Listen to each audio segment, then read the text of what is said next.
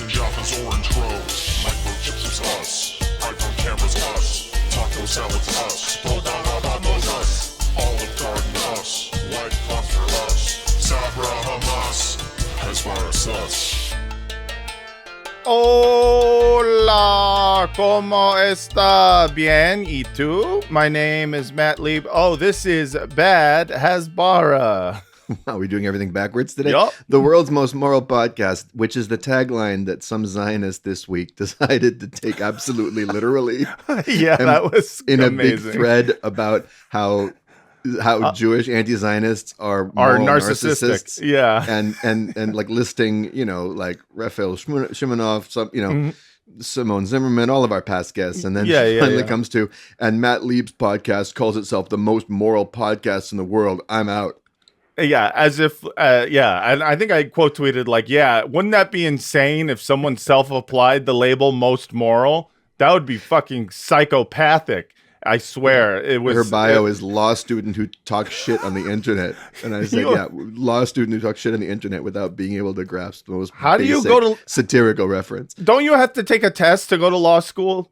Isn't there a certain amount of I don't know, just study that goes into it? At the very least, you need to be able to understand social cues.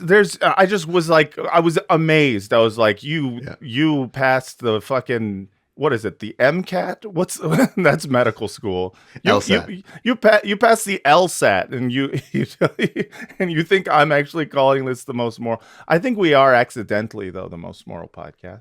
Oh, indubitably. We said it as a joke, but she's not wrong in that. I do think we are the most moral podcast, both ironically and unironically. And welcome everyone to it. Like he said, he's Matt Lieb, and I'm Daniel Mate, your other most moral co-host. And now our intro is complete, and now we have to do the rest of the intro. Yeah, now we got much more to go. I'm great. I'm so excited. Shout out to producer Adam Levin. Also a reminder to all of you out there in the San Francisco Bay Area, come to Cobb's Comedy Club on May 7th, not October 7th, May 7th.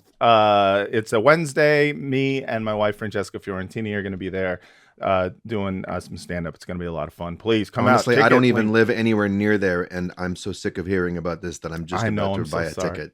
You got to do it. You got to do it. Buy enough tickets so that they invite us back. For sure. And today, our sponsor, today's episode is brought to you by Palestine Red Crescent Society. The Palestine Red Crescent Society is part of the International Red Cross and Red Crescent movement and operates in Palestine and the diaspora. PRCS is guided by the Geneva Conventions and the movement's fundamental principles: humanity, impartiality, neutrality, independence, volunteer service, unity, and universality. Last week, 8 PRCS first responders were killed in a targeted attack by Israel in Rafah. One member of the crew is still missing, so they do need your money more so than we do.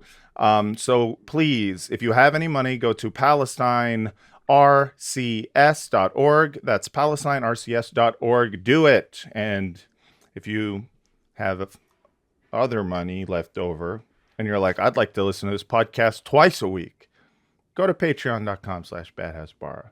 Last week we had an actual congressional candidate on on the Patreon episode. Yeah, we had Kat Abu was back, and she talked about her campaign, and it was great. And you should listen to that episode in full. And the only way to do that, patreon.com/badhasbara. Do it. Join, please. Daniel, what's the spin? Well, this arrived this morning, an original pressing of Bob Dylan and the band's Basement Tapes. Oh. Which is kind of hard to find on record, and it's so good. It's just so shaggy and fun, and there's just some great stuff on that. And I seemed to remember then, after it arrived, that our guest today is a bit of a Dylan head. I think I've heard him say that on his show. So I pulled out a couple of other sort of, to me, underappreciated Dylan recordings. One is Greatest Hits Volume 3, which has some great stuff on it. I'm pulling that because of the song Dignity, which is one of my favorites. Which one? Well, Dignity. It's a sort of an outtake from the Oh Mercy sessions, and I just love the song. It's actually one of my favorite Dylan songs. And then Love and Theft, which I like so much better than the Grammy-winning Time Out of Mind. I just think it's a great album. It's funny. It's heartfelt. It's funny. He's got a glint in his eye for the first time in a while. The previous album was all about how almost dead he was and just how moribund he was feeling. And he had almost died around that time. But Love and Theft is just full of whimsy and fun. What did he almost die from? I don't know, some kind of infection. I forget. That sucks. I didn't know that. Well, shout out to Bob Dylan. He's still kicking. He felt like he was knocking on heaven's door. There we go. Is that a Dylan song? Mm-hmm. Look at that. Guns N' Roses originally recorded it, but he covered it in the 1970s. Okay, that makes sense. Yeah. It's here's the thing. I've listened to early Dylan, and I was like, it feels like a cartoon of a 60s guy. I never got over the fact that it just felt like a front, even though I know he's like the original but guy. It was a front. No, but 100% was a front. It was just a really good front and an ever evolving front. It was a very his voice is different on every single album. His writing style is different, and by the time he's 3 or 4 albums in, he's inventing fronts that have never been fronted before. Well, that's fun. I just feel like this was like, before there was podcasting, there was, doing folk music in Greenwich Village. And this is I'm just like watching early podcasters talk about stuff. And I'm like, I have no interest. But, people like him, and it's okay to like him. And I don't see a complete unknown in that case. Yes, I won't. But our guest today, apparently big Dylan fan. He is a returning champion of Bad Hasbara, the co-host of the TrueAnon podcast. Ladies and gentlemen, everyone else, please welcome back to the show, Brace Belden. A pleasure to be here. I'm going to be doing just a fair warning or forewarning, both of fair and fore. I'm going to be doing a little bit of coughing during this. That's episode. fine. Cough. A little bit of coughing with my giant headphones. Jesus Christ. Well, you could get the little ones. But nope, I cannot. But I will be I'll be doing a little bit of coughing because I'm a little sick still. Oh no, what do you have? It's none of your, that's HIPAA. It's none of your business, but a cold. Okay. Well, we'll leave it there. We don't have to get into more detail. No, I have like the drug resistant syphilis, but it's but it's manifesting as a cold. That's fair. Speaking of Dylan, I'm sure you've addressed this on the show before. Is he still Christian? No. He went back to. He's back to Jew? I think so. Wasn't it a small period? Yeah, he released 3 albums between 1980 and 82, maybe 79 and 82 that were his Christian phase. Slow Train Coming, Saved, and Shot of Love. Yeah. And then on his very next album, Infidels, the cover art is him in Jerusalem. And it includes the song "Neighborhood Bully," which is his apologia for poor victimized Israel. And I don't think he's been Christian since. We got to get him. We got to get him to Islam. He's got to try all 3. He needs a prophet. Yeah, 100%. exactly. A certain other folk singer, a British one. That's right. Really, only his first 2 albums are good. But they're perfect all the way through, both of them. He didn't just convert. He changed his last name to the fucking name of the religion. Yes. Yeah. Yusuf Islam, he's called now? Yusuf Islam, that's right. Formerly known as Cat Stevens. That's right. And so did the drummer for the Pink Fairies, Twink, who, of course, prior to that word being used to describe thin gay men, put out an excellent album called Twink, Think Pink. That was on, I can't remember what it was on, but it was Chiswick Records, I believe. But he was in the Pink Fairies. I think he was kind of in the Hawkwind scene. He became a Sufi guy in, I believe, Tunisia, and I used to correspond with him occasionally on Facebook. Actually, I used to write him messages asking him if he just questions, and he would respond with basically nonsense, but he was pretty cool. So, I mean, I'm sure our listeners will correct me on this, but is Sufi Islam, is that like what it's same thing as being a Reformed Jew, where it's like it's Islam light? No, it's more like being a mystical. It's like closer to being a Kabbalah. Lubavitch Jew, except you don't harass people on the street. Okay. They're the ones with the whirling dervishes.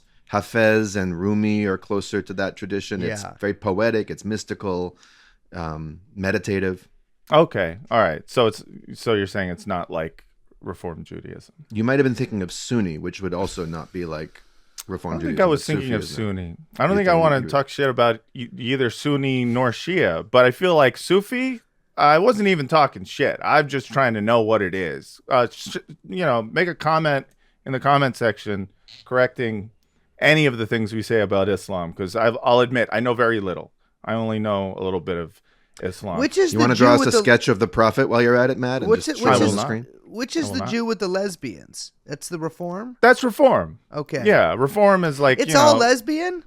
It's I think 100% lesbian. You have to. I be was a thinking it was lesbian to be- Reconstructionist because there's so many butch lesbians in the construction field and they like to There's reconstruct. okay, yeah, I was gonna say, yeah, it could be. Yeah, they like the yellow vest. It looks good. At our temple there was a gay cantor, and we were and a gay Wow. rabbi. Wow. Yeah. Well, I mean, I'm just saying. A gay cantor? I mean, they sing really well. What are you gonna not let them sing? No, Just no, 'cause no. I'm they're just gay? saying. No, I'm saying, probably a lot of gay cantors out there. There's probably a lot of gay cantors. But this one was out, and Ah. and fabulous. Shout out to the gay cantor of that temple I'm talking about. They were just known as the gay cantor. Yeah, I don't And now remember. everyone, I'm not gonna- please rise as the gay cantor leads Yeah. us in the Amidah. Yeah, fabulous rendition. Listen, Brace. I was going through Twitter the other day, and I saw you talking about this guy, Ross Glick. Yeah, And I love him. it Grace, fascinated me. You've been on a tear, just generally speaking. Before we First get into of all, Ross Glick, yes. you've been on a Twitter tear recently on the Twitter and the TrueAnon X account. Like, just Yes. you've been my favorite reply guy of late. I realize that it's legal again to talk to conservative women and conservative men. Finally. But I think I've flirt with reached the end of them? I flirt. I'm just being a flirt online. I do think I might have reached the end of my rope though. I had the juice back, and I think I'm juiced out. Yeah.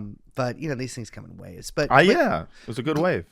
Glick, when you kind of encounter a freak of that caliber, and I want to preface everything I'm saying here with Ross Glick.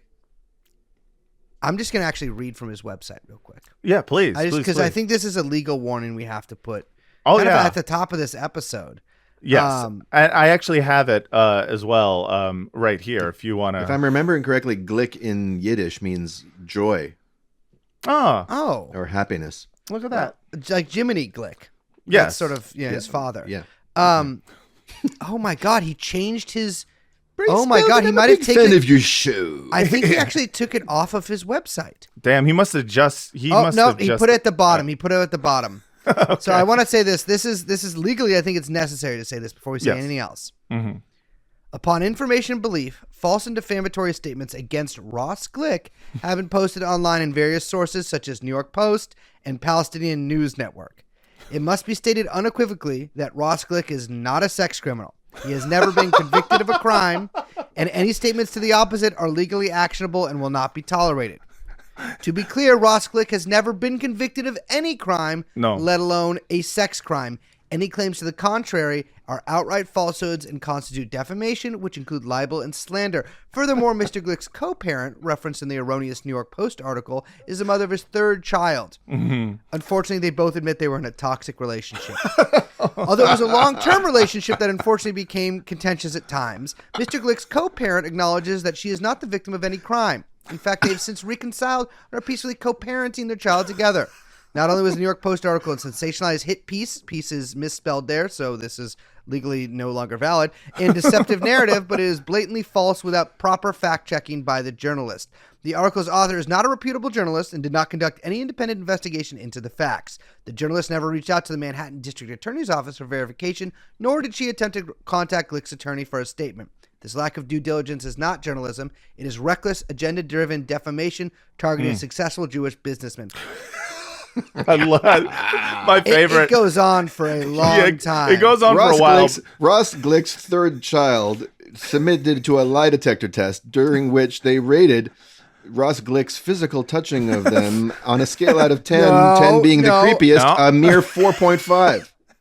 So Daniel is doing a Slander. joke there. Yes. It's a non-actual. Parody. It's parody. Mm-hmm. This guy has a. So I just want to say before we say anything else about this character, this notice is on his website. I've read this notice. I'm not accusing Ross Glick of a sex crime. Absolutely not. I'm acknowledging that Ross Glick has written a statement that says that he has never been accused or convicted, rather, of any any crime, let alone a sex crime. That's right. That's right. So he's Ross not. Glick showed up at my door, knocked, and I went to open the door. He was standing there shouting that statement at me. Yeah, exactly. In accordance with Megan's law, I'm going around door to door to tell everyone I never touched them kids. I've never touched a sex criminal. I've never fucked with anybody. It's all. It's on his business card. It's Well- just Ross Glick, not a sex criminal. It sounds like you guys need to hear more. Any revenge porn charges were immediately dismissed at Glick's arraignment. In fact, and this is bolded, in fact, all criminal charges were dismissed. The only remaining charge that Mr. Glick faced was the non-criminal violation of harassment in the second degree. Harassment in the second degree in New York is a violation that involves intentionally harassing, annoying, or alarming another person. It is a violation, not a crime, and the maximum penalty is 15 days in jail for not a crime and a $250 fine. This is the legal equivalent to a parking ticket. And violence and sex are nowhere to be found in the legal definition of harassment. Wouldn't a parking ticket be a legal equivalent to a parking ticket? But I'm no lawyer. Yeah. I'm not sure. I've never had Pretty a much- parking ticket, and I'm not a sex criminal, so I can't comment on either. Yeah. Yeah, it is. I've had I'm going to go on the record here and say I've had lots of parking tickets, which apparently is 1-to-1. Same thing as I'm doing the revenge equivalent porn. of having harassed, Yeah, about 6 people and gone to jail for about 90 days. 15. Oh, I've damn. never driven a car and I'm a virgin. So I feel like I have a lot of space to talk here. There we go. This seems like one of those things where, listen, the New York Post called me a socialist grifter. They called me a bunch of names last year. Well, it's because you're a successful Jewish businessman. I'm a small businessman. That's I'm a right. small businessman, to be clear, which is the backbone of this country. But I'm a successful And small your business. business is small too. My business is small. Yeah.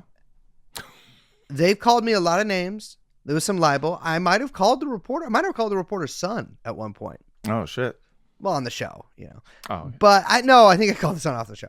But he didn't pick up. But you don't see me putting a thing on the website saying I'm not a grifter. I wouldn't open with it. You know. It's a there's a famous Jewish woman who was in a movie with a very handsome guy that I can't remember, but I think it's As Time Goes By, Barbara Streisand. Oh, yes. And she famously, the Streisand effect, everyone knows what that is. Yes. She something about her house. She didn't want something written about her house, and she, made a stink about it. And then this small article became the focus of big news. Yes. Mr. Glick, you must take advice from this Streisand woman. Learn You from must Streisand. remember this. A diss is just a diss. It's just crazy. It is wild.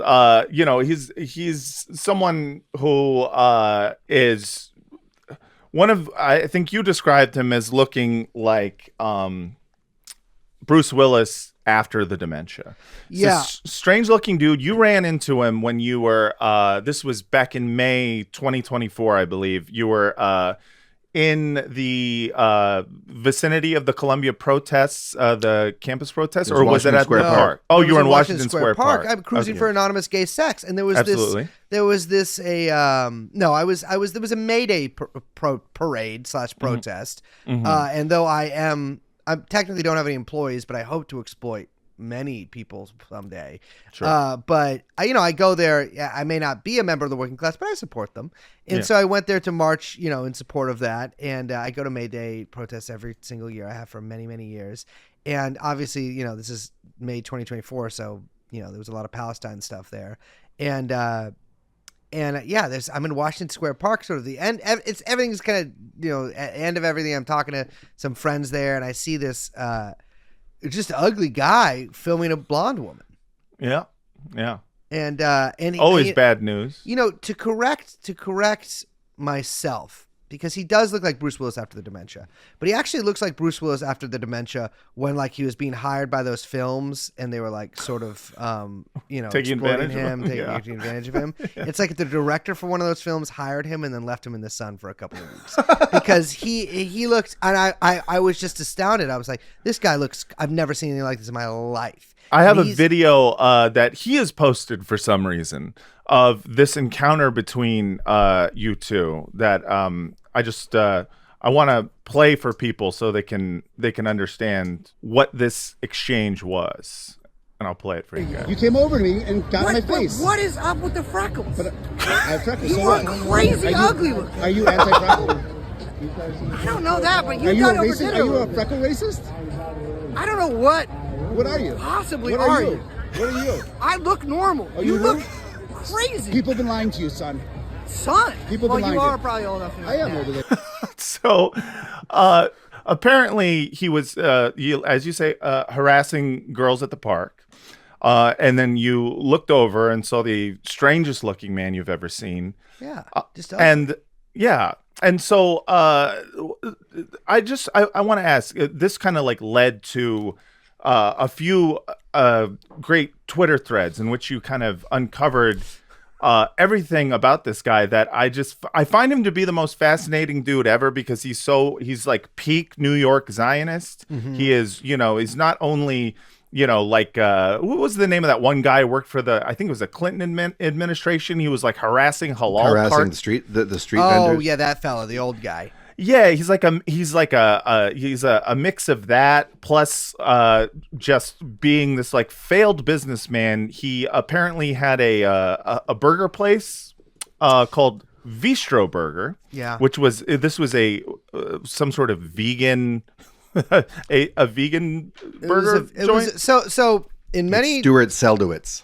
urban environments, right, yeah. many urban environments, office workers seem to demand two things. One of which is slop, like kava bowls, what's the other place? The Chipotle bowls, etc. So like a sloppy bowl. And then they also sometimes want like a burger, but they also kind of want vegan food. So it's three things they want. So Ross's business idea was he's like, Steak Shack sells meat, and meat has too much protein in it. And so right. I got to create a way worse version of that. And so he makes a vegan alternative to Shake Shack. Exactly. Unfortunately, Bistro it did burger. close within 1 year. It had about As most restaurants do. As most restaurants, they fail. They fail. They fail. Mhm. And Ross, I mean, it's just one feels a certain amount of pity towards him, I think would be the word. Like you would if you saw a rabid dog. It's like, it's coming towards you, it's gonna bite you. You Right. got to do something about it. But like, I wish the dog didn't have rabies. I don't want any dog to have rabies. Yeah. And Glick seems to me, he's just a 10 times loser. Nothing has ever worked out for him. He's one of those guys he's had, and listen, we've all had divorces. But I assume, he's gone through some divorces. He's gone through some divorces. There's some kids there.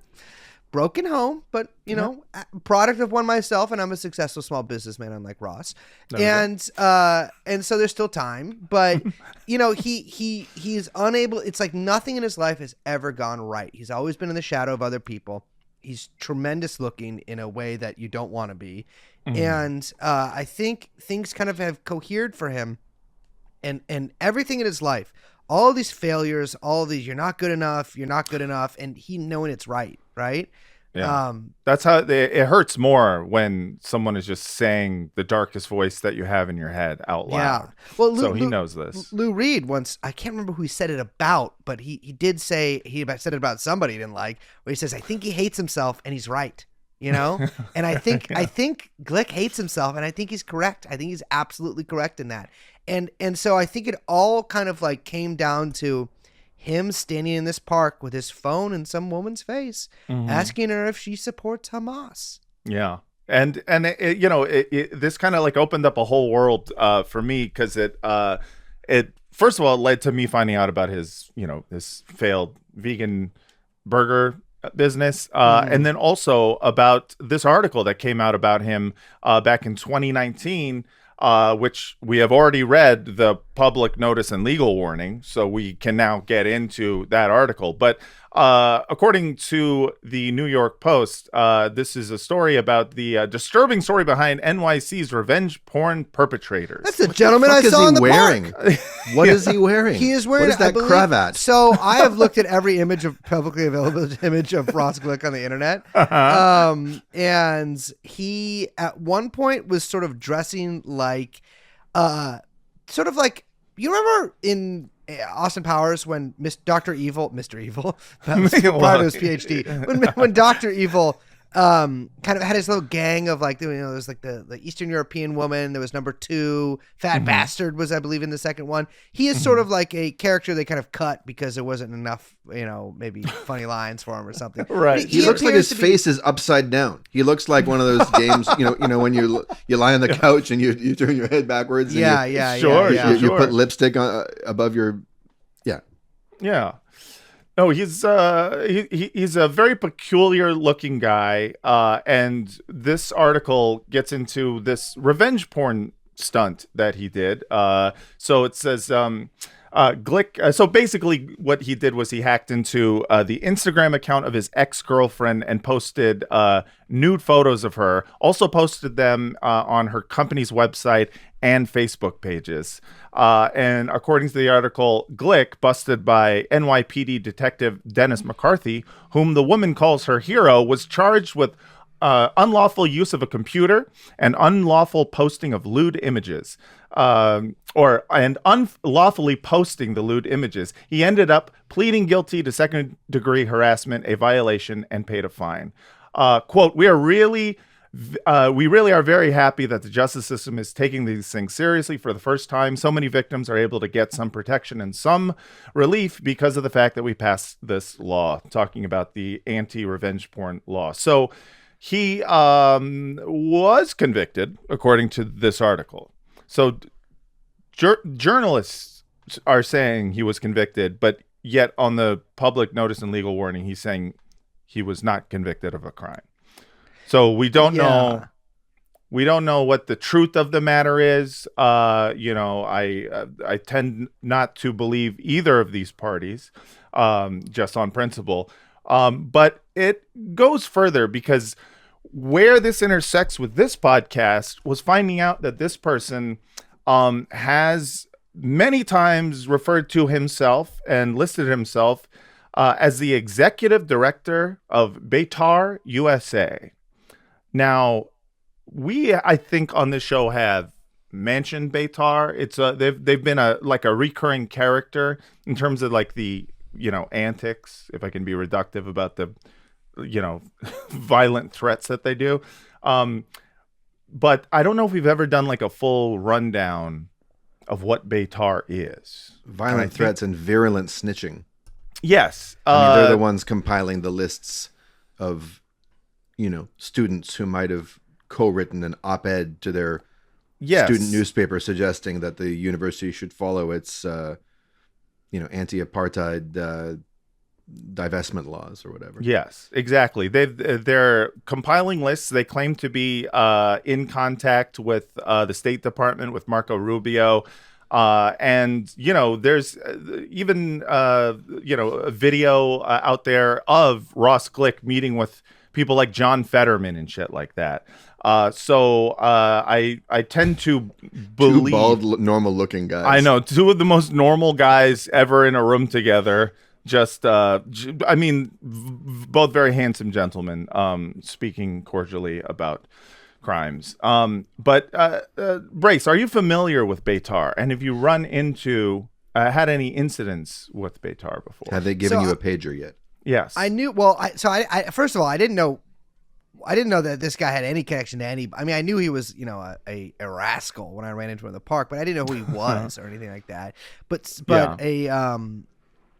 a journalist, I'll say that, after he posted the video of me, reached out to me and says, "Hey, I actually know who this guy is, and this is his name, and here he is being quoted in the New York Post about the Columbia protests earlier this year. But here's an earlier article of him in the New York Post, and that's the one about the revenge porn."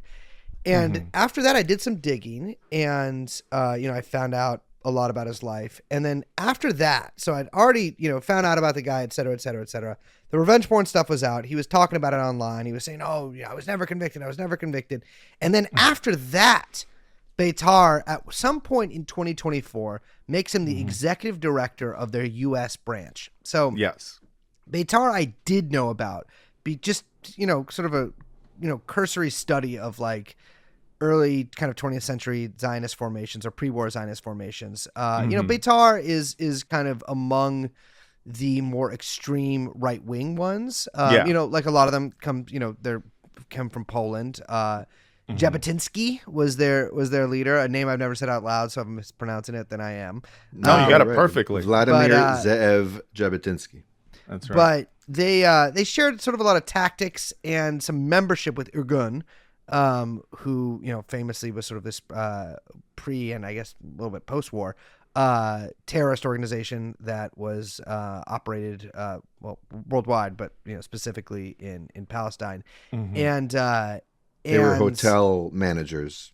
Yes, yeah. It blew up They were in hotel. the hospitality sector. Yes. And Betar sort of became, or like the movement that Betar was part of kind of became like Likud, and Right. took like it's sort of the forefather, but also now still exists along like the modern Israeli right. And so like Right. a lot of like these kind of revolutionary organizations, you see this all over the political spectrum, all over the world, like an organization or maybe like a terror organization or whatever, a self-defense organization as they were in like Poland and stuff, gives rise to like a political movement. But that organization still exists. It sort of loses kind of some of its like power and like, Right. People put on suits and ties and they go into the Knesset, and they don't really need to be part of this thing anymore. And so there's like not really a point of it anymore. I mean, Israel has like 100 nuclear bombs. You don't really need like a Betar.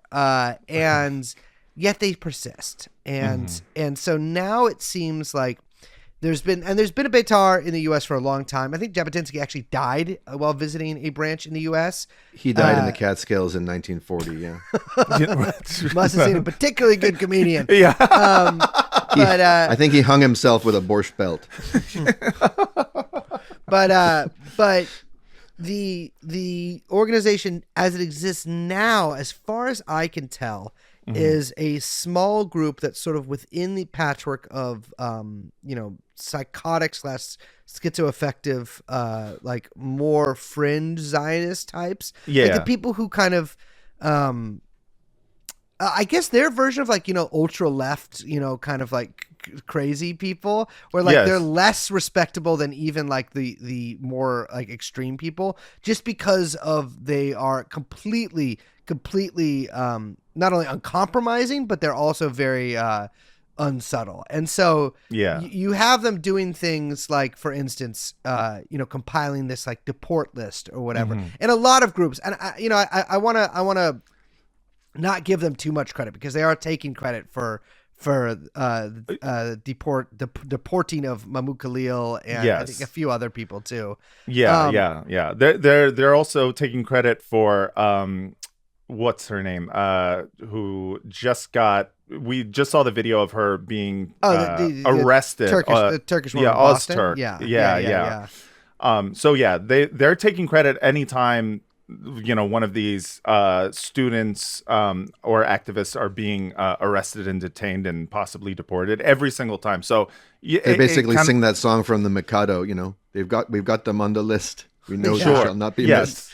Yeah, I mean that's the big thing is making lists of people to deport. But I will say they are doing that. Yeah. And I do believe them, but I also just think there's other people also doing that. 100%. And that like maybe are a little more integrated into like the lobby. And so I think that they are probably sending this stuff, but they're probably doubling the efforts of people who are a little more like powerful and connected. Yes. Yeah. So, one example, as we mentioned earlier, is the arrest of Tufts student Rumeysa Ozturk. So Ozturk is a doctoral student at Tufts and was arrested March 25th outside of her apartment in Somerville, Massachusetts. The video of the arrest shows a man wearing a hood approaching her as she walked along the sidewalk, then grabbing her, putting her in cuffs as she cried out for help. She had written an opinion article for the school newspaper last year referring to Israel's war in Gaza as a genocide. And as far as we know, this is the crime that allowed her to be abducted by ICE agents. And we have a video of that as well. Here's some of it. It's an incredibly disturbing video because you're seeing all of these people completely, they're like wearing plain clothes, and now they all have their badges out. Yeah, and they're all wearing masks. You guys covering your faces? And someone is taping this. You want to take those masks off?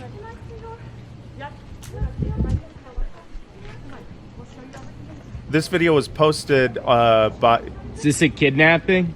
Posted by Daniel Bogoslav from The Intercept. I'm not sure who taped the video, though. Yeah, you don't look like it. Why are you hiding your faces? It's, seeing shit like that obviously is like super disturbing. And I think, you're seeing outcry from obviously, anyone who's like pro-Palestine, but also from people who are maybe more in the like libertarian sphere who are like, wait, this seems pretty bad. This seems like inconsistent with all of that other shit that I've been saying for my entire life. And yet Betar loudly and proudly likes to take credit for this stuff. They wrote here on Twitter, and they retweeted themselves, which is, of course they do that. Every post they retweet. They're also quoting a Nazi. Yeah, they're also quoting the Fuentes. Americaverse post, which is a Nazi Twitter account. Yeah. She was on our list. Many more jihadis are. We will be making a new submission Monday with approximately 1,800 more jihadis. Submit to us candidates with proof for @IceGov to consider. American flag emoji. So we're Satan's favorite student. Yeah. We do extra credit. It's just crazy. Satan's like, I don't know who the fuck you are.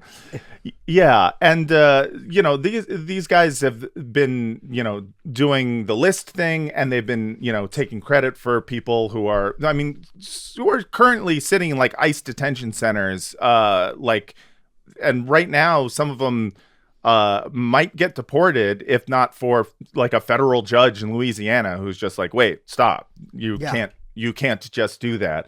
Which, you're realizing how incredibly thin this is all getting in terms of like, infrastructure that stops fascist shit from happening. And yet they like loudly and proudly proclaim that they are to be credited for it, which is kind of fucking wild. So Betar's also been doing these like pranks, quote unquote. Oh, yeah. So they have this really funny joke about giving people a beeper that I think everyone gets and everyone loves. I mean, I love humor. Brace, I don't know if you're a fan of jokes, but physical comedy I find to be distasteful. The beeper stunt reeks of like Gallagher or something to me. It's what they do is they go around and they say, oh, here's a beeper, and then you're like, oh yeah, like the Hezbollah thing, but the beeper doesn't explode, so you're like, okay. Right. So you like ordered a beeper on Alibaba and fucking gave it to me. Yeah. Okay. It's a weird prank that is also clearly like a direct threat, but it's also behind so many layers of memeing that it's kind of like when you're like on Twitter and you see someone's got like a beeper, a helicopter, and a banana emoji, and you're like, there's too much lore. There's too much like I don't even know what Zionist. The banana is about. There. The banana is about at UCLA. There was a student who was at part of the Palestine protests who was allergic to bananas. That's a Jew.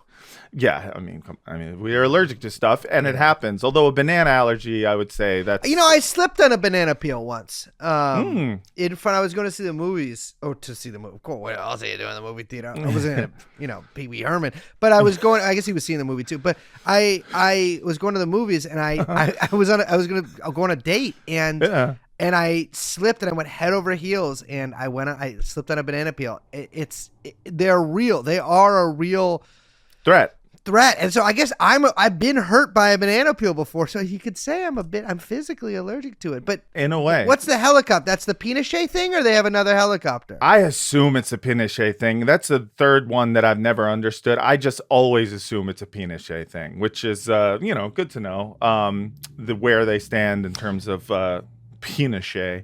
But like, these are actual threats that they're doing, and they're disguising it behind like it's just a prank bro type thing. They've been crowdsourcing these pranks. They've been asking people online to do them for them, and been tagging their possible victims. This is at Nerdine Kiswani, who I believe was a student at the protest. I can't. No, I'm not she's in charge of Within Our Lifetimes, which I think did come out of SJP, but it's like it's a distinct organization. Yes. You have terrorized America and New York for much too long. We have had enough, and we will not stop. You hate America, you hate Jews, and we are here and won't be silent. $1,800 to anyone who hands that jihadi a beeper. This is, $3,600 to anyone who hands her a whoopee cushion. Yeah, it's such a specific amount of money. I'm not entirely sure. Oh, it's high times 1,000. It's the exact amount you'd get from a rich uncle for your bar mitzvah. Yeah, any multiple of 18. Yeah. This seems that they're very into the 18. They did the same thing here with approximately 1,800 more jihadis, numerologically weirdos, very schizo. They handed Norman Finkelstein a beeper at one point. They did, and he's just kind of like. Yeah. What is this? Yeah. Like, I think his exact lines were, I seem to remember a time when Jews were known for being intelligent. Yes.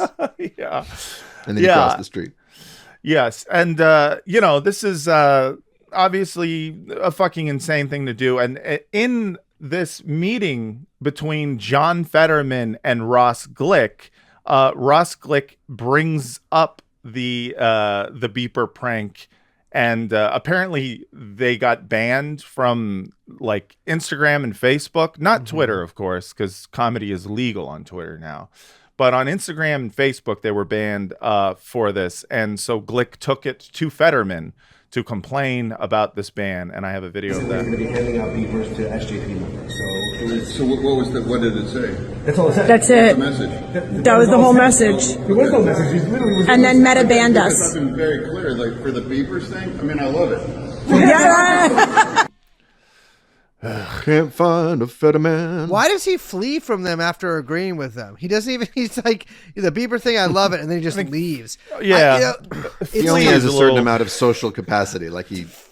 Yeah. Oh, his battery is full. Fetterman is tough. He needs more RAM. Fetterman is tough because he's brain damaged. He's brain damaged, and it would make me feel odd if my political movement's sort of main guy was Lurch. Basically like a golem. Yeah. He's just like he's like. It's weird that a stroke can turn you into a golem is the thing. It's not that weird. I feel like a stroke could definitely, That's true. But I guess I remember when Tila Tequila had a stroke and got really into Hitler. And I was like, oh shit. Sometimes. That was from a stroke? Yeah. I think it was. She was tweaking, man. Because I remember she got into Hitler early. Like now, a lot of those kind of people are into Hitler. Sure. But she was early on the Hitler train. Yeah, no, she adopted it this is way before Kanye adopted it. But Kanye didn't have a stroke. I think I believe the timeline. Masturbating. Yes, I believe the timeline for Tila Tequila was stroke then Hitler. So yeah, it's with John Fetterman, it's super annoying because he's somebody who people defended after he had a stroke. Remember when he did a debate with Dr. Oz shortly after the stroke where he was clearly incoherent and everybody just kind of pretended as if he said some stuff that was cogent.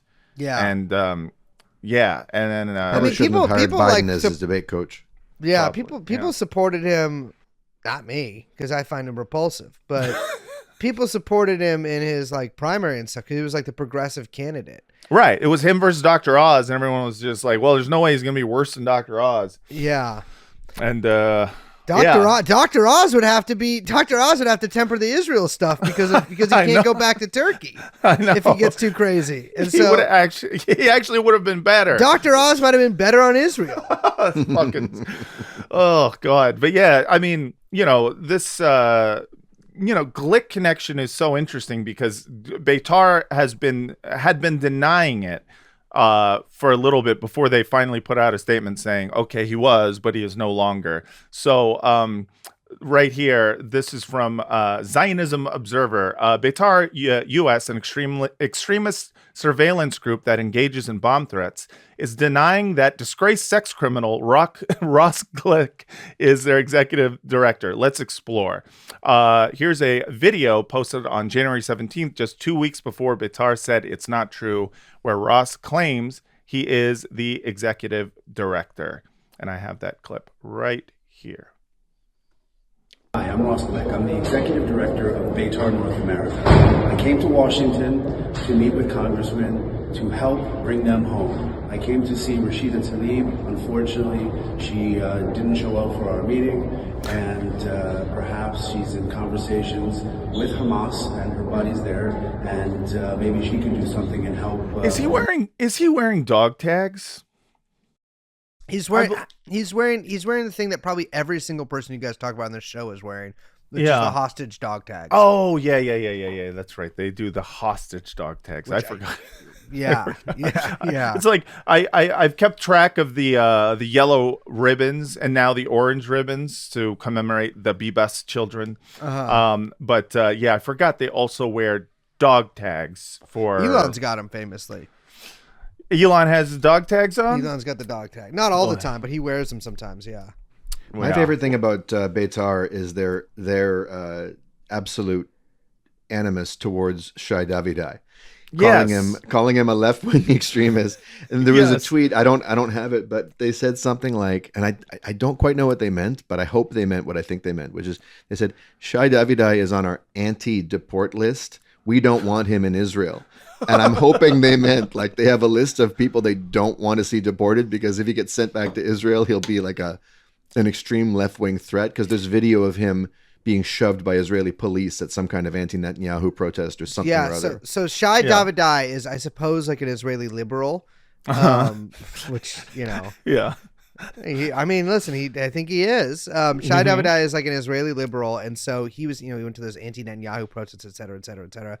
But he also, I think, has written at some point, like in some longer article that he co-authored with somebody else about not buying products from the settlements because, like, some of the liberals are anti-settlement, and so and so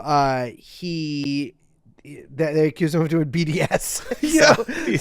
Like, oh, he's doing BDS. We got to, and I think they had some kind of like tumultuous situation with him. Oh yeah, at like the World Zionist Congress or something. Yeah, they got him kicked out. Because the I don't really understand all the intricacies of that stuff and the organizational structures, but the actual like guy who's technically in charge of Betar in the U.S. or maybe Betar in general. Is you're talking about Ron Torosian? No. His political party is World Likud, but he's also in charge of the World Betar movement. He's a guy named Yigal something. Yigal Brand.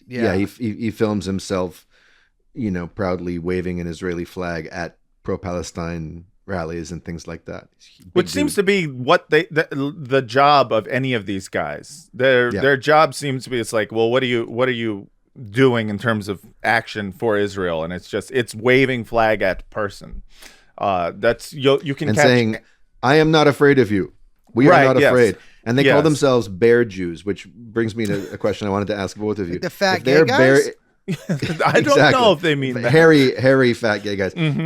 So if they're bear Jews, what kind of Jews are we? I think, Matt, you're clearly a giraffe Jew. That's true. I'm very tall. That's fair. That's fair. I'm a beaver Jew for several reasons, not just my Canadianness. Otter. Yeah. Those are called otters in the community. Otter, okay. Okay. And I would be a polar bear, I think, because of my ancient. One time, man, I was in the Russian River, and they have in this town I was in, they have a bear festival, and for the guys, bears, not the animals. And I was like, damn, dude, this looks so fun. You just are big as fuck, and you get fucking, you just eat food and fuck all the time. That's crazy. What a life. What a life. And live by the Russian River, well, too. they go vacation there. I mean, it was like it was a gathering. But yeah, I'd be or an orangutan. I like them. I think they're wise. Okay. Yeah. And they look so human before they get big. Like when orangutans are like older, they they kind of look like orangutans, but when they're younger, they look like human babies. Yeah, it's great. It's beautiful. They're big supporters of the Beavis family, actually. Yeah, yes, that's right. But same color. But I don't understand. That's clearly a reference to the Quentin Tarantino 100%. Whatever. Yeah. Right, with that exactly. fucking stupid guy, bing, bing, bing with his fucking that thing. Listen, a lot of Jewish guys were like, "Oh my god, yeah, this is so cool." I gotta be real with you. I was like that. I remember I saw that movie and I was like, this fucking bear Jew guy. I like that. There's a strong Jew who plays baseball and is from Boston. It's like it's got a lot of Zionism tie-in, whereas like what if there was a tough guy Jew, and then so if you're a young impressionable kid like I was like, this rules. It's Eli Roth with a baseball bat. For me, I always looked up to that little guy who shot the Romanovs, the Jewish guy who did that. I was like, man, that's a guy who's like, yeah, get him, yeah, fuck him. Yeah, take him out. Imagine how big, because he was Jewish, and so imagine how, and they believe me, they don't let you forget that. How good that must have felt. And but by the way, those were adults. They were just his adult children that were killed. That's right. People do act like they were little kids. His little kid. They were adults. They were over 18. And yeah, they were over 18. And by the way, that was, it had to be done. But that guy, I'm always like, that's like me. I'm like, yeah, you can probably kick my ass, whatever. Shoot him, kill him. Yeah, I want to be like the little Jew who killed the Romanov family. I like that guy. I thought he had something to him, because I'm like, you got to be kind of like, all right. We got to give him a name too. I really enjoyed that movie back in the day, but I mostly enjoyed it for the writing and performances of the Nazis. I mean, I just thought Hans Landa was such a great character. The whole scene in the bar with the undercover agent being found out because of that one hand symbol.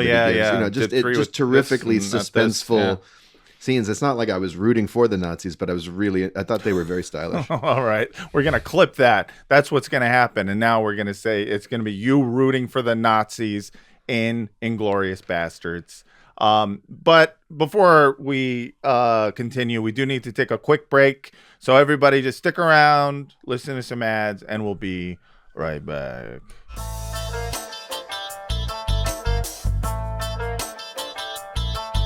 And we're back. It's Badass Bara. Our guest is Brace Belden, freelance moil. So to continue, we were talking about Betar. Just for more background information onto what Betar is and who created them, at least in the US version, because there's obviously the OG version exists too, and we will talk about that in a second. But so after October 7th, so Betar is essentially like a Jewish Nazi organization, right? I would say fascist. I wouldn't say fascist, but I would say they more took their inspiration from the black shirts and there was a whole shirts movement worldwide where the green shirt, blue shirts, blah. They were kind of that mold rather than the Nazi mold. Sure. I tend to simplify with the Nazi stuff mostly because of their very much enjoying genocide thing. Yes. But yes, they are a fascist organization. They were revived after October 7th. Or a revived Betar was launched by PR executive Ron Torosian, a famous New York City asshole who has tousled with many journalists, including several at the now defunct Gawker. So he heads the 5WPR, which is like a PR organization that represented people like the Girls Gone Wild guy, Joe Francis, and other shitbags. No, his list is incredible there. Yeah. I mean, LeBron James's Kabbalah guru, Pitbull, Eric Trump. I don't know if you know about this whole thing, but it's Sholom Rubishkin. No, tell me about Sholom Rubishkin. He was a kosher meat magnet from Iowa, convicted on a dozen counts of fraud and money laundering, although his sentence was commuted by Donald Trump. And I think he also repped the shake weight. Oh, the product? The product, the shake weight. All right, so it's one good thing. Was the shake weight accused of sexual harassment? Well, it did spray in people's faces after you shaked it.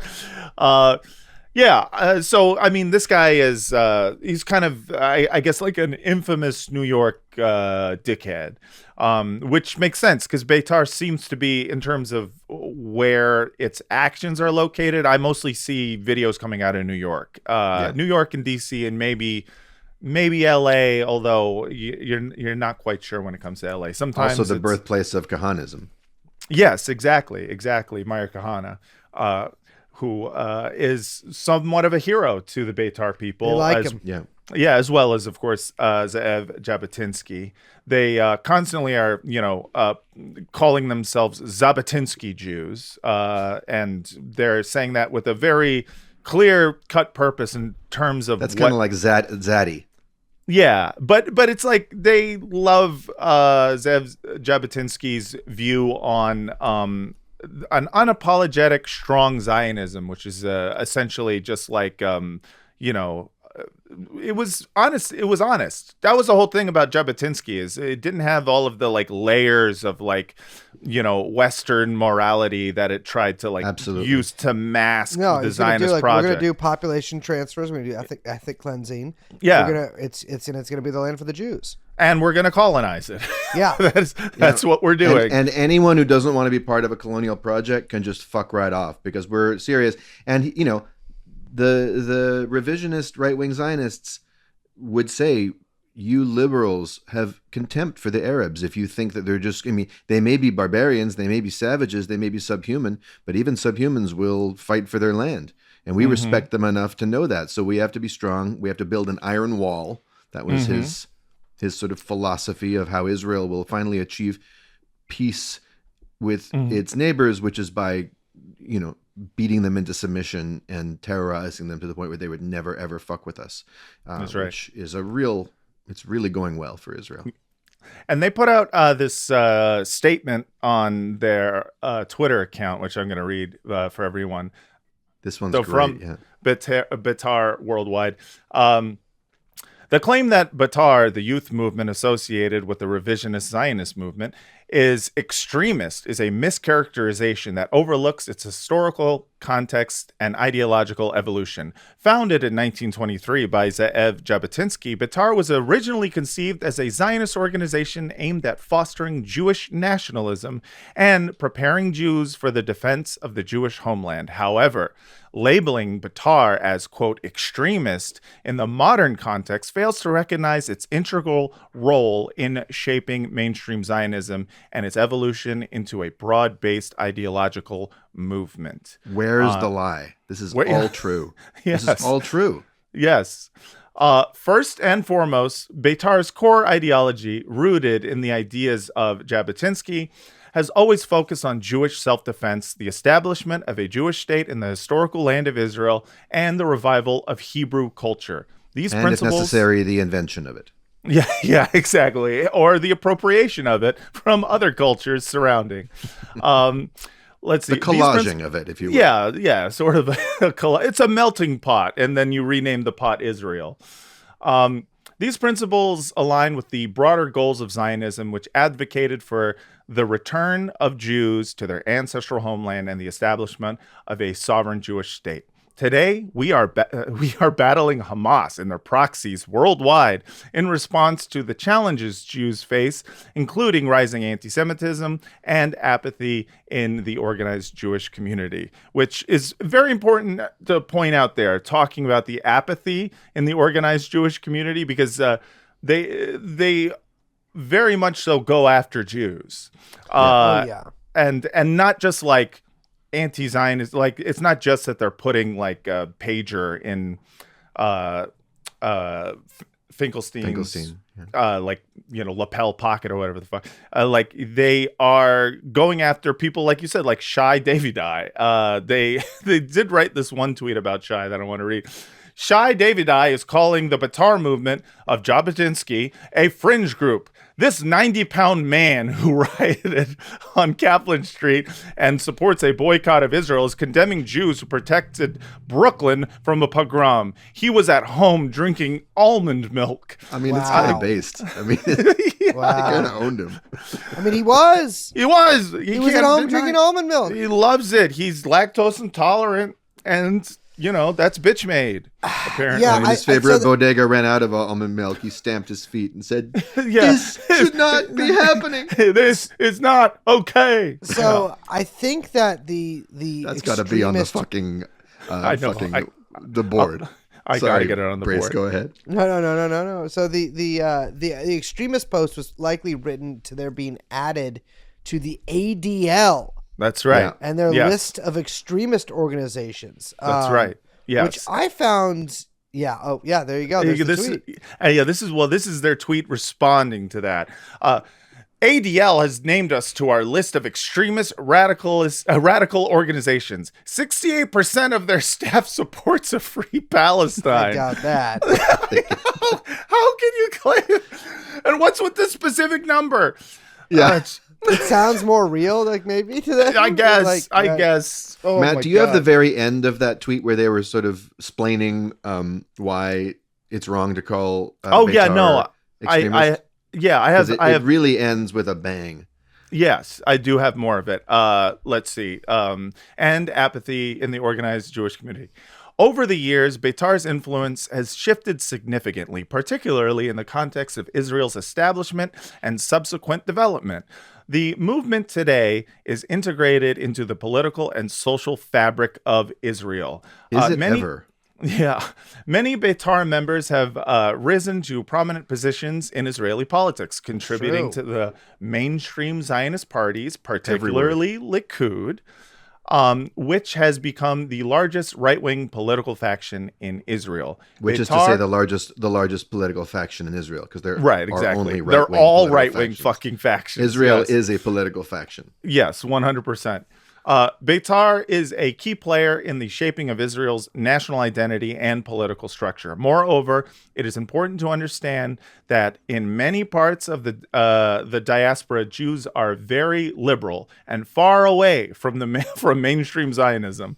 Jabotinsky has more streets named after him than anyone else in Israel. That's the only thing. That's the only thing in this tweet that I want to fact check. Yeah, I'd be surprised if it wasn't Ben Gurion. Yeah, you'd figure. But yeah, to label Betar as, quote, extremist is to misunderstand the historical trajectory of Zionism itself. Is it? The movement has always been dedicated to the vision of a Jewish homeland and its advocacy for this cause. Far from being an extremist position, is one shared by the majority of Israeli society and is enshrined in the foundational principles of the modern state of Israel. To call Betar extremist is to call Zionism extremist. Church. Fucking it's an excellent tweet. I mean, it really distills why Zionism itself is inextricable from the so-called extremist elements of it. I mean, because they were the honest proponents of what the movement actually entailed on the ground. And their Hasbara is to say, what? Yes. Yeah. What? You know, right. Like, that's the thing about this, like, right-wing, open right-wing fascist Zionism in English, especially, is people like the ADL calling Betar an extremist group for, you know, for whatever reasons, is funny coming from the ADL, because you're just like, Betar just says out loud what you guys do implicitly. Uh-huh. Also, the ADL has no problem with Netanyahu. Netanyahu is an out-and-out Jabotinsky lover. His father was a ardent follower of Jabotinsky. He quotes him approvingly all the time. Yes. I have to say something about Jabotinskys and fathers, though, by the way. I have to come clean. I'm not sure if I've said this on the podcast, but I just verified with my dad this morning because I knew we'd be talking about this. Mm-hmm. It's possible, well, it might be fair to say that in some indirect way, Jabotinsky is responsible for saving my father's life and thus making me exist. Oh, shit. My great-grandfather, Dr. Joseph Levy, was a well-known physician in Hungary, I guess, or maybe in southern Slovakia. And my grandmother on my dad's side used to insist, was a friend of Jabotinsky's. They were friends. And the guy, my great-grandfather, was a Zionist. He didn't know much about Palestine. He just believed in a Jewish state. He saw bad things coming for the Jews. He ended up dying in Auschwitz.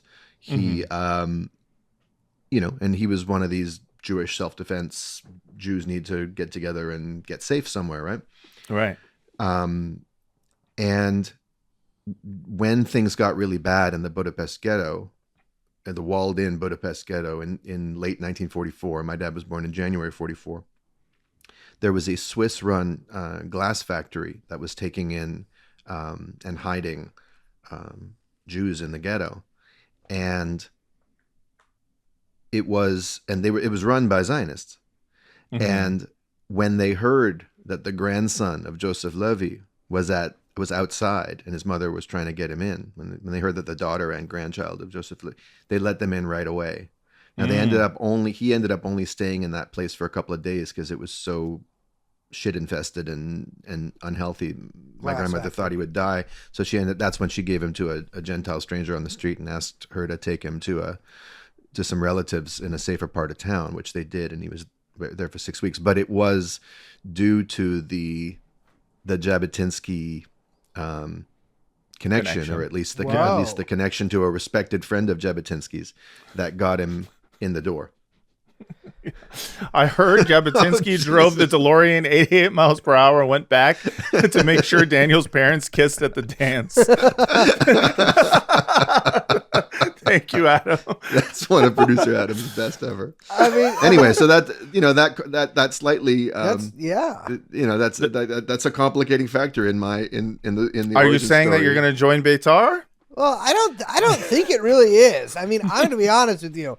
I'm some fucking guy in Slovakia, and some guy comes up to me. He's like, "We need a Jewish homeland." I'd be like, "Yeah, absolutely." I don't live in Slovakia anymore. Yeah, exactly.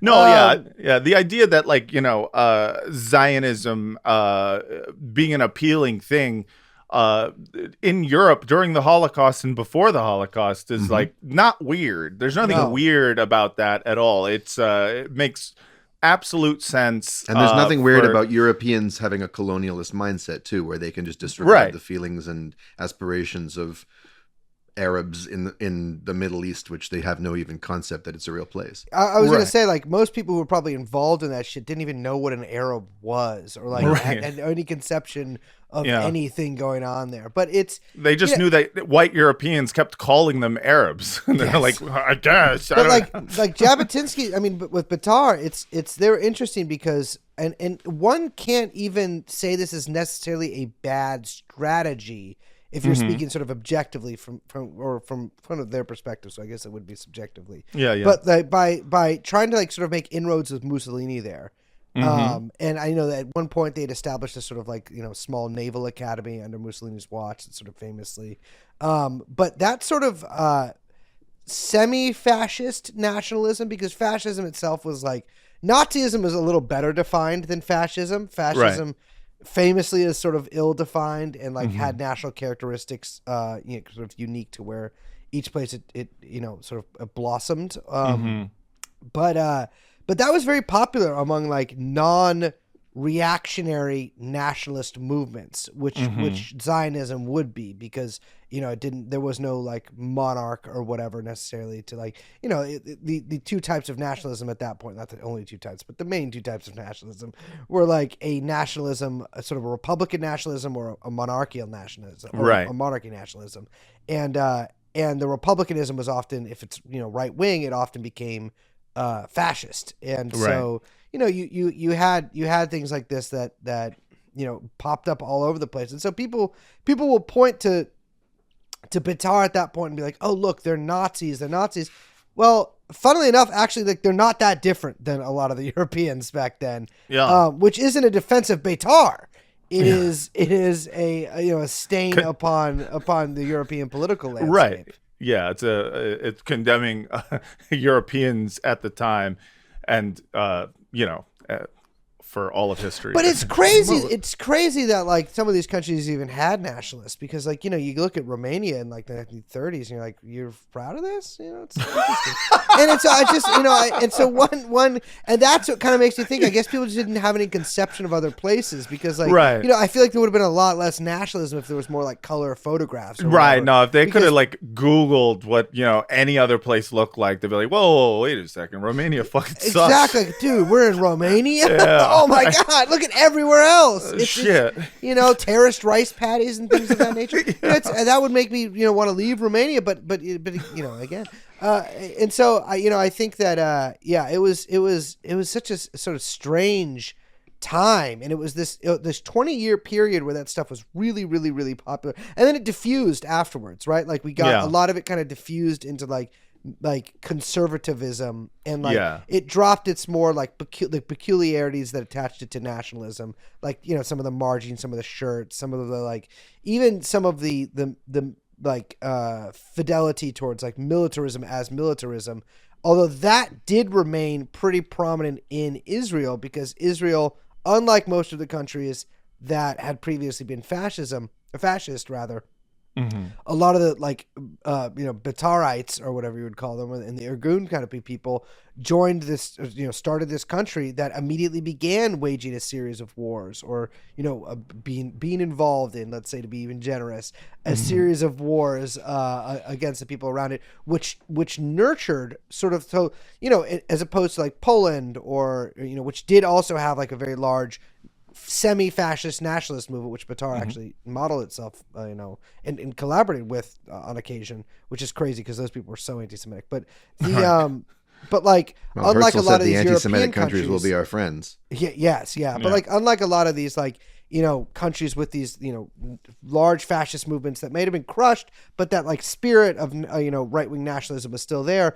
Those countries did not go to war again. Some of them have still never been to war, but Israel still had this, like the Israelis were constantly at war and developed this hyper-militaristic culture, which I think actually sort of makes it, as time goes on, it becomes sort of more fascist. Right. Yeah.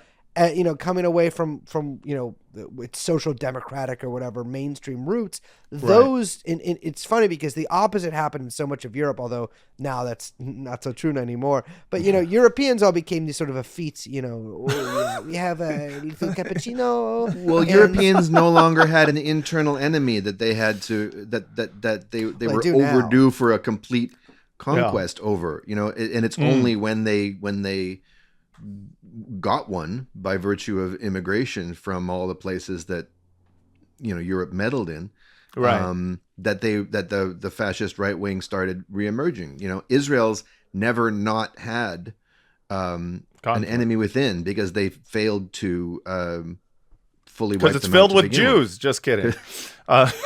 It is funny because the Europeans, as they have, and this has been such a trend since really the 80s mostly, although in France it's a little different, but like when you see fascist movements sort of reemerge, or like what the equivalent of a fascist movement, like Orban isn't a fascist, but he might as well be. A lot of these things sort of emerge, the right-wing populist, but like a lot of these things sort of emerge. I mean, Germany, for instance, had that huge rash of skinhead violence in the 1990s after reunification, and a lot of that was because of this reemergence of an internal enemy, no longer the Jew, now the Turk at that point in Germany, or now in general the Muslim, right? And, Ausländer.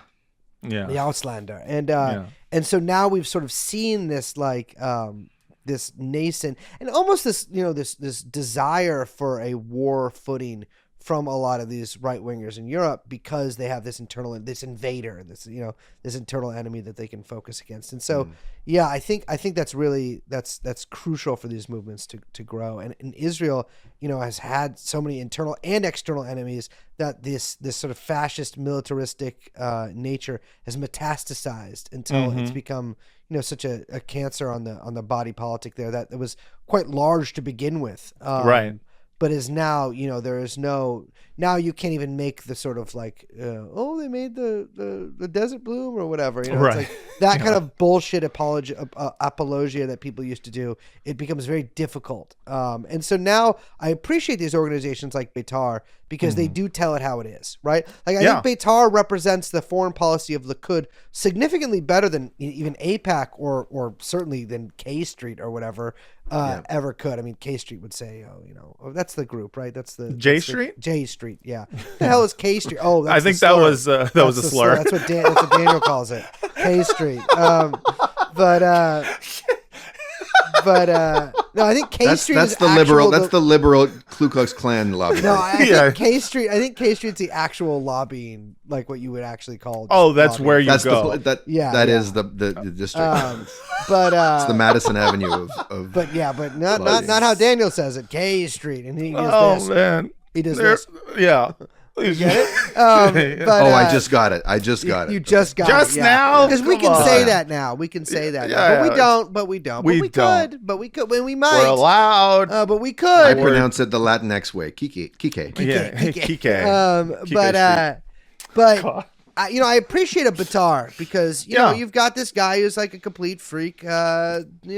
I'm not going to say anything legally actionable here, but maybe a sex freak and certainly a freak who's had sex. Yes. At the very least, he has taken pictures, naked pictures of his ex-wife, or there's been naked pictures of his ex something involved there. Yes.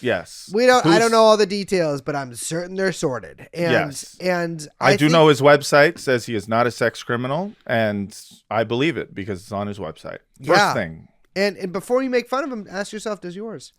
Yeah, that's right. That's how we should all open our pages. And if it doesn't, like terms of service. And if it doesn't, why not? But I like a Betar. I don't like a Betar, but I like that this is, people get to see this, and this is like really one of the prominent faces here. Another thing I should mention about Betar is, they claim to identify all these people with this AI technology that they're using. That's right. And I hate to ever send anyone to Tablet because Tablet is shit. Yeah. But Tablet did an article about the guy who is now in charge of Betar's AI, facial recognition program thing, which I think is fake. But I think they really have some kind of thing, but they sort of lie about how capable it is. Right. He is actually a Lebanese Shia who, due to neurodivergence and getting bullied by girls in Lebanon, took on the identity of a Jew, moved to Houston due to chain migration, which I have no problem with, but he did it. It's fine, totally fine. It is what happened there. He moved to Houston and then just was like, I'm a Jew, and which is if you want to do that, you can do that. It's not my problem, but he kind of convinced everyone he's a Jew.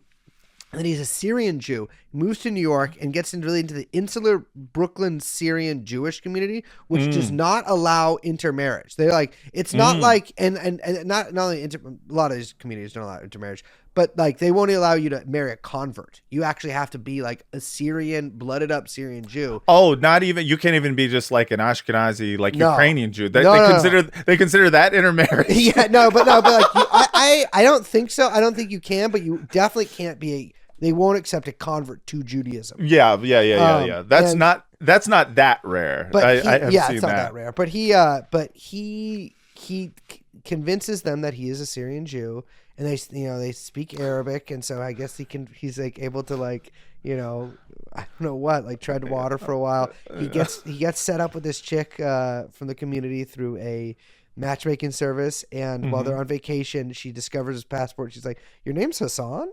And he tells her he works for the NSA and comes up with this whole crazy lie. And then they find out it's not true, and he goes crazy, and then Tablet interviews him in a hotel room. In a rather, even though it's written by guys I do not like, I gotta say the piece is pretty good because it's long. There's a lot of crazy details. But now he's back under his Jewish name, and he's in charge of Betar's electronic surveillance wing. Fuck yeah, dude! That's what Zionism Zionism do. This is who we're do. dealing with. We're dealing with freaks here. I'm sorry. I mean, we're dealing. These are freaks. This guy could believe in everything that I believed in. I'd still be like, you're fucking crazy, man. Yeah. What is this guy? Could be like the coolest whatever politics guy. Politics I agree with, and come up to me, and I would hear this story. I'd be like, you're an insane person. I don't know. You're crazy. What is this? What is wrong with you? You got bullied by a girl and turned Jewish? I mean, it's the incel to Zionism pipeline, but it just what the fuck? A reverse Weinstein? Yeah. Oh, whether you fuck a lot or don't get fucked at all, one way or another, you end back in the promised land of Israel. But to end this, I got to say that, like, what's interesting about Betar too, beyond just like the fact that they are, telling, it is nice that they have this organization that is just like, here it is, unvarnished truth about what Zionism is, what Zionism supports, what the Zionist project is about. Fuck all you lib cucks out there who are essentially just Hamas, like Shai Davidai, for saying things like, I don't think we should buy things from the settlements. It's nice to house demolitions are bad PR for the Zionist. Right. Yeah, exactly. Yeah. And Betar is right. And to, poke fun at these people because these people are doing the optics work. And they're like, fuck you and fuck the optics. Let's be bear Jews. The funny thing about Betar, though, is that they also, their social media beyond just like trying to like do. Oh, it's outrageous. Their social media is so it's hard to watch. So I just want to play a few videos of that they've posted themselves. First is, we talked about bear Jews earlier. They're like, we're bear Jews. And yet, at the same time, they put out this video, which I had to add music under it because the original track, I think, will get copyright struck. But here's a video about the Columbia now being compromised. And here's a video they put in. So it says, we suggest and advocate a full boycott of at Columbia. It cannot be repaired, and we hope it fails completely.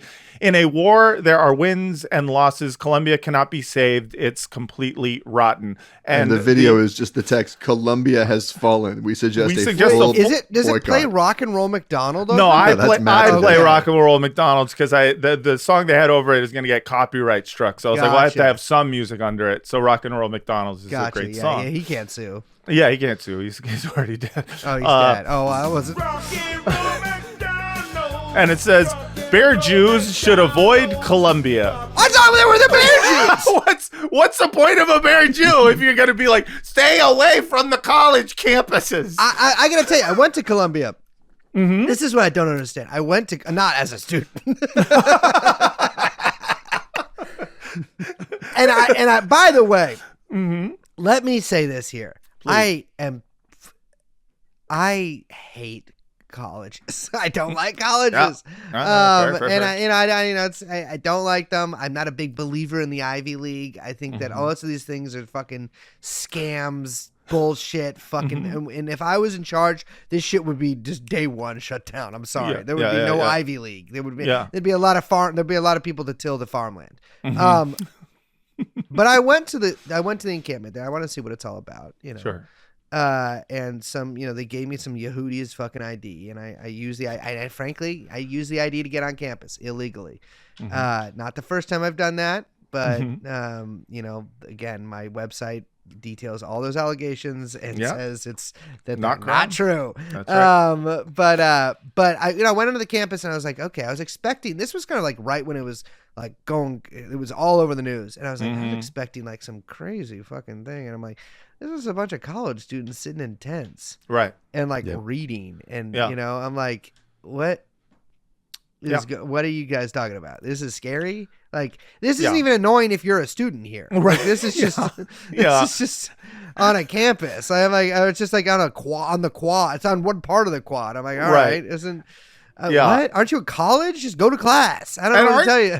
And also, but aren't you also if you're self-describing as a bear Jew? That's what I'm saying. I'm like all these guys who are like, we can't go to Columbia anymore because you've got these behijabbed they thems attacking they're us. basically they're Winnie the Pooh Jews. And it's that's the kind of bear they are. And it's like I'm like I thought the bear Jew was like a guy in a wife beater with a big old bat. Yeah. No, it's Shouldn't Paddington Bear Jews. Beating the shit out of these college students. All you're doing is you're just you're calling the cops. Yeah, exactly. You're doing what Shai Davidai is more able to fucking. He goes up to them. He goes to the campus. Shai Davidai is like going up to him and be like, "You're gonna," and these guys are like, "No, don't go there. Stay away, Bear Jews. Go hibernate in your cave for a little bit." What is this? What is? But I went there and I was expecting because I look. What can you mistake me for? I go one in there thing and one thing only. And I remember that chick who walked around with the Jew shirt at Yale. It was like, my favorite lady. I do that with my nose, and so I go in there. I'm like, and I'm like, I'm telling these kids about investment opportunities, and real estate. What you do is you get one place, you take the mortgage, and then you have your tenants pay the mortgage. You buy another place, and I'm trying to all these hints, and everyone's just like, all right, man, why you're 35 on our campus? And I was like, and everyone was so nice to me, and I just don't understand. I thought these were anti-Semitic, and they could have done to be a little more anti-Semitic, frankly. And it was embarrassing. But these fucking Betar cocksuckers, it's like all they do is they make lists of college students to get deported, and I think it's right.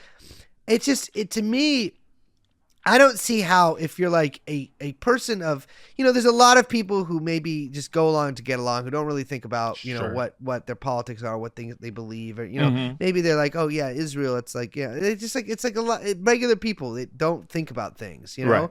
But if I was a regular person who didn't think about things and I encountered this, I'm like, what the fuck are these guys doing, man? Right. Yeah. This is fucking weird. Yeah, I mean, especially since it seems like for every one video they have of a Betar guy putting a fucking pager in some guy in like Norman Finkelstein's fucking shirt, there's just 1,000 of them, like posts of them just complaining about how scary the world is. So it's like this weird mix of unapologetic fascist Zionism where we're like, we don't give a fuck. We're Jews with guns. And not a lot of action beyond snitching. It's just I'm gonna snitch directly to Marco Rubio about in my shtetl we have a saying: snitches get knishes. That's right, and end up on delicious dishes. But I want to play one more video from Betar because I just love this type of activism. This is calling out the real villains. Yes, this is them calling out the real villain, someone who finally can no longer stay silent, someone who's being called to account for the Jewish community. Here's this video for everyone. So, all right. So to read what's going on here, Adam Sandler is an on-screen Jewish icon. Thank you, Betar, for explaining Adam Sandler to us. Off-screen, he's been silent about the anti-Semitism plaguing the Jews and barely a word about the fight we face in Israel. So many of us no longer live, Adam Sandler. I assume that's love. Yeah. As Jabotinsky said, silence is despicable. Silence is despicable. What a quote. The famous quote, silence is despicable. Yeah, this is a very famous Jabotinsky quote. Now, silence is despicable. All right. A Jewish on-screen, Jewish icon on-screen. Leaving the army, start a new life. Come out wherever you are. But off-screen, silence, and then videos of Jews getting beat up, I suppose. Silent on the anti-Semitism plaguing America. Silent on the attacks against Jews. Adam Sandler stays silent. Adam, why are you so silent? The world is watching as anti-Semitism spreads like wildfire, and yet you remain quiet. You've never even visited Israel, despite calling it your dream. Now, more than ever, we need Jewish voices like yours to speak out. Adam, why aren't you standing up for your people? Oh, wait, that's so funny that Adam Sandler's never visited. There's no way. That's what I thought too. Jewish celebs, it's time to stand up, and then a collage of Jewish celebs that include Harrison Ford. Yeah, Harrison Ford is a quarter Italian. Jewish. He's a quarter Jewish, not too shabby. It's from the song, the Hanukkah song. Apparently, he's a quarter Jewish. Daniel Is that Radcliffe. Seth Rogen upside down there? I assume that's Seth Rogen. Daniel Radcliffe. What's the lady at the bottom's name again? The one who's married to Ashton Kutcher. Doesn't matter. The one who plays Meg. On it's so funny. You know, we should have known Adam Sandler was a self-hater when he starred in a film called Uncut Gems. Yes, True. that's right. Okay, that's right. We should have known. It's very funny. I'm like, Uncut. It's so funny to be like, yeah, it's top of my list to go to Israel. It's like, dude, you're rich. Like, you can just go to Israel. It's top of your list. Dream. I love that. If he actually hasn't visited Israel, big W. He hasn't. Adam He Sandler. hasn't. He has not. He's just not do that believe. into you. I firmly believe that I'm sure that he has crazy thoughts on Israel, or thoughts that I would find crazy on Israel. Yes, but that is funny that he's never visited. But not it too long. Not visiting is great. Man. Yeah, he's just like, I'm fine. I'd live in New York, or I'm gonna be honest. I'm gonna be totally honest with you guys. If Israel was, frankly, if Israel was Palestine, I'd probably be like, yeah, I'll go sometime. It's like if it was like a country that I felt good about visiting, I'd be like, oh yeah, not top of my list. Right. It's you can just go. There's other countries around there. Italy, it's the Mediterranean is a big place. I'm just saying it's what I would prefer to Romania. visit first, I'd go to.